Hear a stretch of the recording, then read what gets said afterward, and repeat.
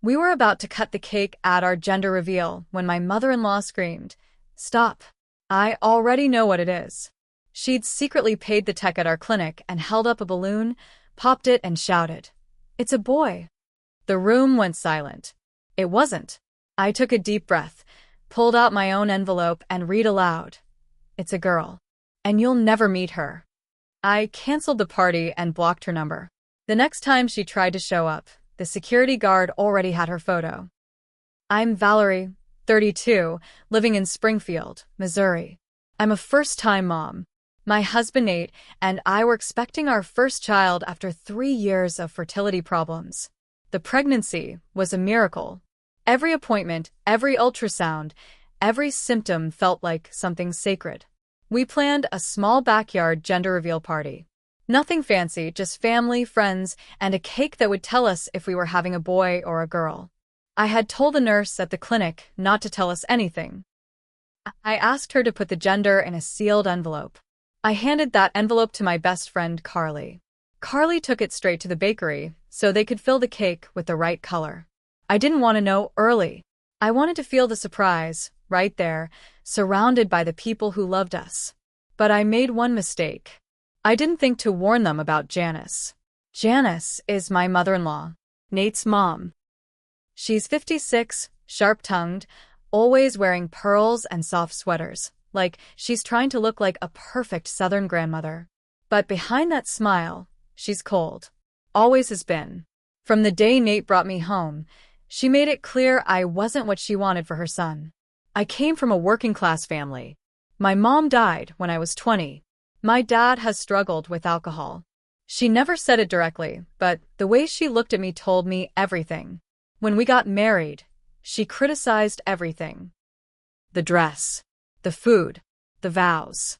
I bit my tongue for years, out of love for Nate.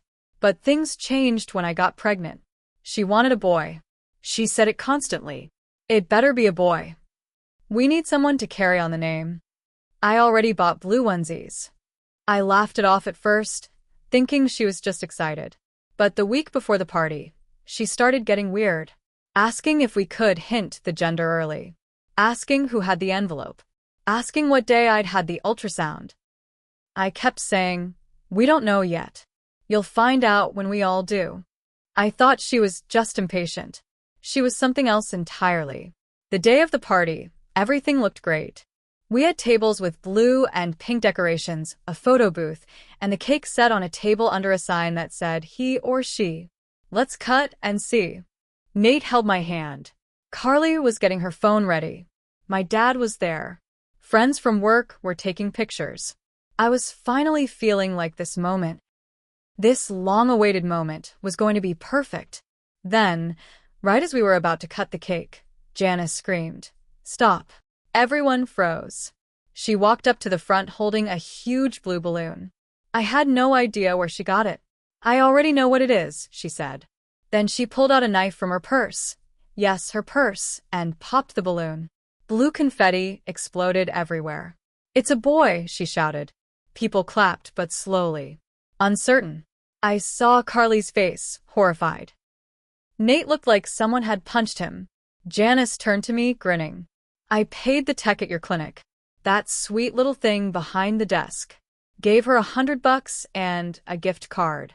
I had to know. And I couldn't wait. You should thank me. I made it special." I stared at her for a second. Then I reached into my pocket and pulled out my envelope. I'd asked Carly to give it back to me right before the party, just in case something went wrong. I opened it. My hands were shaking. But I kept my voice calm. "It's a girl," I said. Then I looked her in the eye. "And you'll never meet her." Silence. The kind that chokes you. Nate stepped toward her, like he was going to say something, but I put my hand on his arm. "The party's over," I said to the crowd. "Thank you for coming. If you brought a gift-marked boy, leave it here. I'll be returning it." Then I walked inside the house and locked the door. Nate followed. I told him, "You need to choose. Me and our daughter, or your mother." He said, "You. Always you." We blocked her number. She tried to text from different phones. Left voicemails, crying, yelling, threatening, begging. I changed doctors. When she tried to storm into the clinic demanding to see my file, they already had her photo. She was banned from the building. But she didn't stop. She tried to get Nate's brother, Kyle, to accidentally share ultrasound photos on social media. Tried to tell Nate's dad to guilt Nate into forgiving her. Then she posted a long Facebook rant saying I was emotionally unstable, controlling, and keeping her grandchild away out of spite. I wasn't done yet. The week after the ruin party, I started getting strange texts from numbers I didn't know. Things like, "She's still your family. Forgiveness is key. Don't punish your baby just to hurt someone else." A boy would have made everyone happier. It was clear Janice was using other people to pressure me. Probably people from her church. Maybe even neighbors. I blocked every number. But the worst came 2 weeks later. I had just finished a checkup. Everything looked great. Heartbeat was strong. My blood pressure was fine. I walked out to my car, and there was a note under my windshield. "I'll fight for my grandchild if I have to. This isn't over." I sat there, shaking. Then I went straight to the police station and filed a restraining order. I showed them the texts, the note, told them what she did at the clinic. The officer didn't look surprised. "She's been escalating," he said. "This isn't about a baby. It's about control." I told Nate everything. He was furious. Not just at her, but at himself. "I should have seen it," he said. "I thought she was just difficult. I didn't know she was dangerous." The restraining order was approved fast. She couldn't come within 300 feet of me or our home. Couldn't show up at my doctor's office. Couldn't try to contact me through anyone else. But you think that stopped her? No. A month later, I woke up to an email. A long, rambling message from a woman named Carla Jensen. Said she was a family therapist and that she'd been asked by a concerned grandmother to intervene and mediate a misunderstanding. I knew it was Janice behind it. The writing was her voice. The fake name was just another mask. I forwarded it to the police. They traced the email back to an IP address tied to Janice's work laptop. She'd violated the order. Again. They brought her in for questioning. And that's when things really blew up. When Janice got questioned by the police, she played innocent. Said it was all a misunderstanding. That she was just worried about her son's mental health and trying to help the family reconcile. She called the email a draft she'd never meant to send. The detective wasn't buying it, but she was smart. Careful. Nothing she did was ever loud enough to stick, just quiet enough to look like concern if you didn't know the full picture. But I wasn't dealing with this in silence anymore. I talked to a lawyer. Not just about the restraining order, but about pushing for a civil harassment case. I also asked what it would take to make sure she couldn't use any legal route to try and see my daughter after birth. He said the laws in Missouri weren't totally on my side, but we had a good shot if I kept collecting evidence. And then Janice made a mistake. She showed up at Kyle's house, Nate's brother, with a little blue nursery set. Crib, mobile, paint samples, even a onesie that said Grandma's Little Prince. Kyle, who had been quiet through all of this, finally snapped. He called Nate, told him everything. "She's trying to build a nursery in my house," he said. "Like she's going to raise the baby herself." That was the moment Nate stopped hoping she'd calm down. He called her himself, something he hadn't done in weeks. Put it on speaker. "Mom," he said, "you're out of control. You're sick." And she said, "You're making a mistake listening to her. She's poisoned you.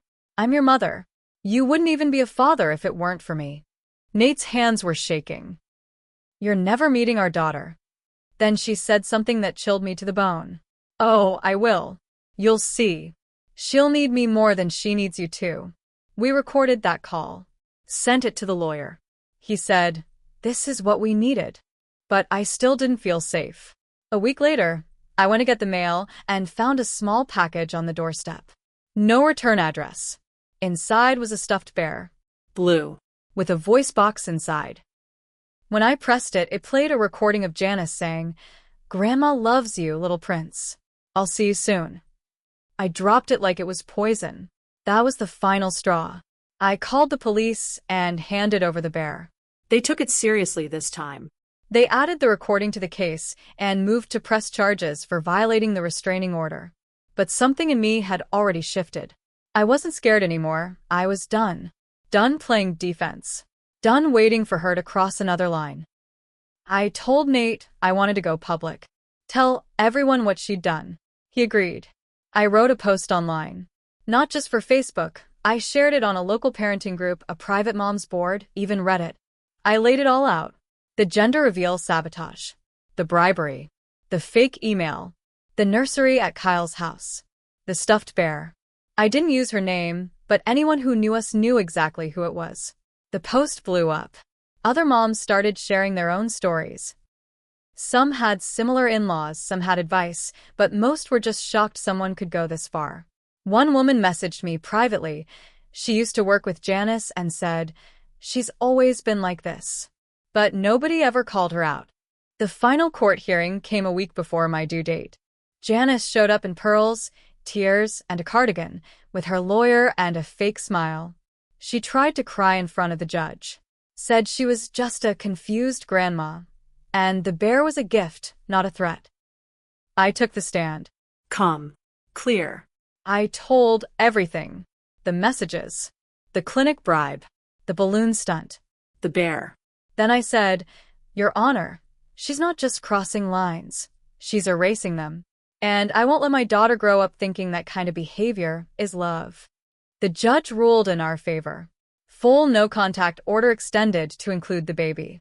Any attempt to contact her, directly or through others, would lead to jail time. The bear was entered into evidence as a violation. She was fined. Public record. Her reputation?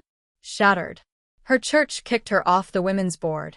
Her boss at the financial firm asked her to resign. Even Kyle stopped speaking to her. Nate's dad filed for divorce 2 months later. Said he'd been blind for too long. Our daughter, Lucy, was born healthy. Pink cheeks, full head of dark hair. She came into this world calm, quiet, and perfect. The first photo I ever took of her was one where I was holding her in the hospital bed. Nate beside me.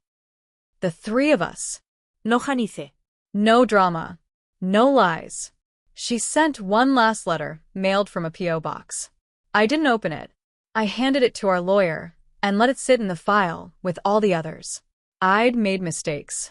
I let her get too close for too long. I ignored the red flags, softened the truth for Nate, hoped she'd change. I thought keeping the peace would keep us safe. I was wrong. Sometimes, peace is only possible after the war. And I won mine.